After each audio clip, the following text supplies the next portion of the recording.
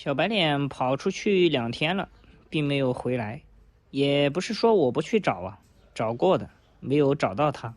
其实这种不亲人的鸟，就算咱们找到它了，它也不可能会跟我一起回家的。大家仔细想想嘛，它平时看到人都跟看到鬼一样。还有人说没给它剪翅膀，所以它飞跑了。刚到家那天我就把翅膀给它剪了，这一算也是好几个月过去了，可能它是长出来了。而且最近它们在繁殖嘛，我也没有过多去关注它，没有发现它这个翅膀已经长出来可以飞了，所以大概率它应该是回不来了。还有人问，如果它回不来，它在外面会怎么样？这里给大家说一下呀，像咱们养的这种宠物鸟，跑出去了它是没有自主觅食能力的。如果运气好，飞到别人家里去了，人家把它收养了，那它就能活。如果一直是在外面流浪的话，最后的结局就是饿死了，或者说是被其他鸟抓来吃了。确实，它跑了，我是有责任的，因为没有把笼门扣好嘛。但是还是给大家看看，这个门扣得这么紧，我都要使劲弄才能弄得过来呀。我都想不到这个虎皮会这么大的劲儿，把这个笼门都给搞开了。而且旁边这个小缝它是钻不过去的，必须得把这个打开，它才能过去。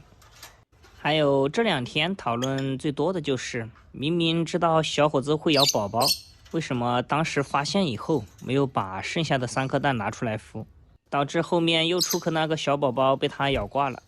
不可否认，我第一时间发现它们会咬自己的小鸟宝宝之后，确实有这个想法，就是不让它孵了，拿出来咱们自己孵。但是基于咱们长期孵独苗这个水平啊，我并没有什么信心。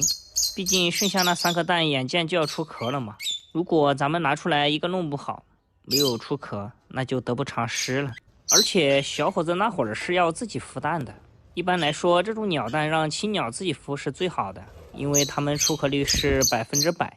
如果换人来孵的话，那就不一定了。也是想着它孵出来，咱们就立刻给它拿走自己喂嘛。但是好巧不巧的是，那天晚上我睡之前都给它检查了一遍，应该是2点多吧，都没有出壳，所以我就去睡了。然后早上我是7点左右起来的，因为要给小鸟喂奶，起得比较早。结果打开一看，就看到眼前这一幕了，也是挺无奈的。偏偏睡觉那会儿它自己出壳了，应该就是看到这里，有部分人啊就开始怪我没有拿出来自己孵，导致这个小鸟又出事儿了。前面我已经说过了，为什么没拿出来孵。现在再来说说，如果我拿出来孵没孵出来以后啊，大家会不会又说，为什么小伙子要孵的，你给他拿出来了，你让他孵还能全部孵出来，万一他又不咬了嘞，对不对？所以这个东西它是有两面性的，好像随便我怎么弄都不是很占理的样子。其实我也很荣幸，养这些小鸟能够受到大家的关注和喜欢，所以我想把它们发生的每一件事儿都分享给你们，不管是好的还是坏的，因为我会觉得它们已经不属于我个人了，是属于大家的。不管发生什么事儿，都希望第一时间通知到大家。事情总有个来龙去脉嘛，就算以后问起来，你们也不会说，哎，这个鸟怎么莫名其妙消失了，我也没有告诉你们，对不对？